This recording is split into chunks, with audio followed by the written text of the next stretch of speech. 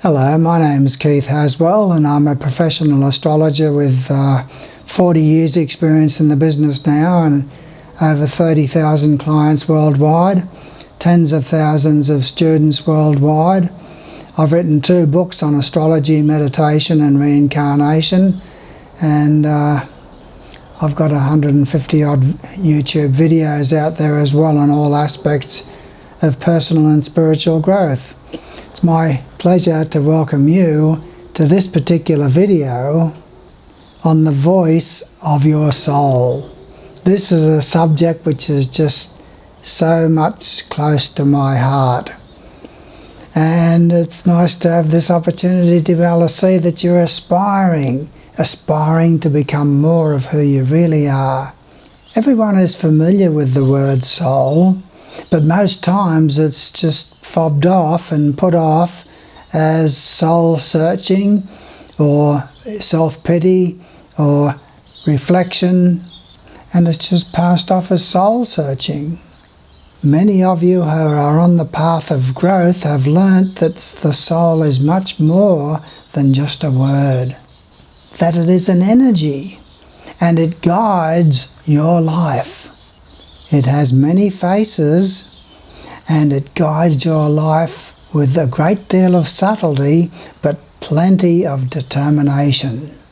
The guidance is often so subtle that you don't even recognize it as being there. Most of you endeavor to work with your soul, maybe in meditation or in reflection, contemplation or introspection, but without understanding the nature of the soul, it becomes very nebulous and ethereal. Not having understanding, you think that there's perhaps something wrong with you, and you slip into self-pity and self-punishment, self-abnegation and neglect, and feeling as if you don't deserve. You feel as if you're just not good enough or evolved enough to have that interaction with your soul. Many in the consensus feel that the soul is just impractical, a child's fantasy and not to be contemplated or taken serious, that it needs to be set aside with the other things of childhood. Even those of you on the crest of the wave of evolution feel that your soul is beyond your grasp. Your experience seems to support that notion, and so unwittingly you abandon soul as being unattainable.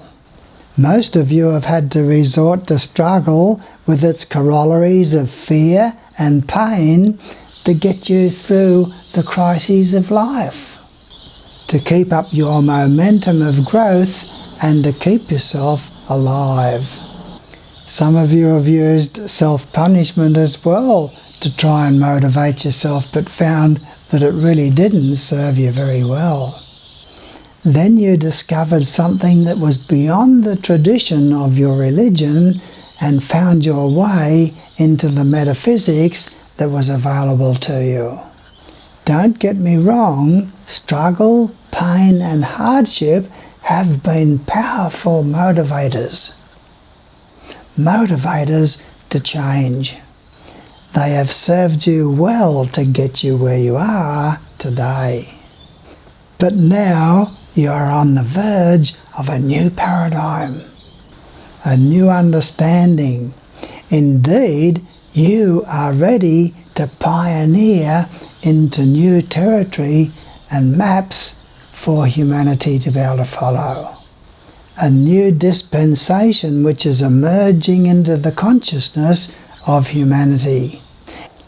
For it to emerge into the consciousness of the consensus, it needs pioneers, map makers to map out the terrain in consciousness. You are one of these pioneers. You are one of these map makers. So welcome. Making those maps for humanity to be able to be led away from fear, struggle and pain requires pioneers and map makers to give voice to their soul. You are watching this video because you are ready to give voice to your soul. You begin to admit in the times of honesty within yourself that you have really made a lot of changes within yourself. You have changed. You have grown so much in your understanding. You are so much more conscious and aware of the nature of reality and your place in that reality. Because you've been reading, you've been watching videos, you've been listening to my CDs, you've been getting stuck into my videos and other videos from other teachers, and you have grown. You are now ready to give voice to your soul. It's not enough for you now to just realize that you have a soul. Now it's time for you to give it a voice and to understand its faces. You are not here to understand my spirituality. You are here to define your spirituality.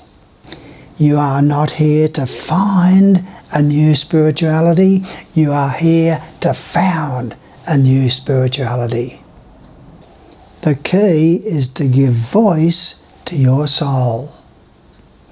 The first step is to understand why the soul works in such an abstract and subjective way as it does. The first reason is that the consensus reality has very little room for spirituality, but plenty of room for the religious. Homelessness, which is endemic in our Western world, is the result of the denial of soul. Homelessness is the reflection of the ultimate homelessness, the absence of soul. Now the soul comes to you with many faces. The first face of the soul is the christening, the giving of a name. That, unfortunately, has lost all of its truth and all of its symbolism and is just an excuse to have a celebration. The second face of the soul is the introduction to reason at the age of between 5 and 7. This is what parents are supposed to do to teach their child the difference between right and wrong, of good and bad, and the consequences of not discerning between the two. The problem is that with 2 or 3 jobs between the mother and the father, they have little time to be able to attend to this and leave it up to the teachers in their early years of education. So the second face of soul is the introduction to reason. The third face of soul is the wounding and comes at the time of puberty. This comes through the awakening to the energies of sexuality within themselves and the shame that comes from abuse and breakup of an early relationship. This is supposed to be an introduction to adulthood and a sense of responsibility. At best, it becomes an opportunity to get drunk or to get stoned. The fourth face of soul is the midlife crisis. And this is supposed to be a time when we're going to reflect upon our achievements and our successes, and to prepare for becoming a spiritual adult. At best, he slips into self-destruction and she gets a facelift and starts wearing miniskirts again. Both feel that they had better get a therapist and go on to Prozac or lithium. The fifth face of soul is that of wisdom and comes in later years when we are considered old and dispensable. Too many old people are not allowed to be wise. They are met with rolling eyes and statements subjectively of "I don't like looking at all of those wrinkles." The final face of soul is death, and even that is looked upon as a failure. Oh, they died. Why didn't they use their metaphysics to heal themselves, even if they're 100? Death is looked upon as a failure, but death is an opening into a wondrous new reality of consciousness that is beyond description. The second reason why the soul seems so nebulous and abstract is because it uses crisis in order to speed up or slow down your progress. Progress and growth is not constant. It can never be constant. It ebbs and it flows.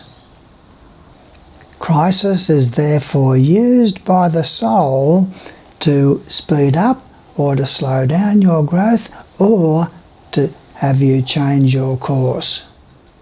Now, the soul doesn't like to work through crisis, but if you have cut its vocal cords and you do not allow it to have voice, then it has no alternative but to work through crisis. You have given it no other way to get its message of growth across. The soul speaks to you through the cracks and crevices of your life. Why? Because that is the only avenue that you will allow. You give it no choice. It would prefer to communicate with you through its language, the language of imagination. But sadly, you give it no choice. Many times in the horror of the abuse that you suffered as a child or in your adolescent years, you have met your soul and you have been comforted by your soul. It comforted and healed you. So in your adult years, you go back to that same well of the cracks and crevices of your life, to find and be touched by your soul. You have cut the vocal cords of your soul. Its language is the language of imagination, but that's been denigrated and put down by the consensus as just fantasy.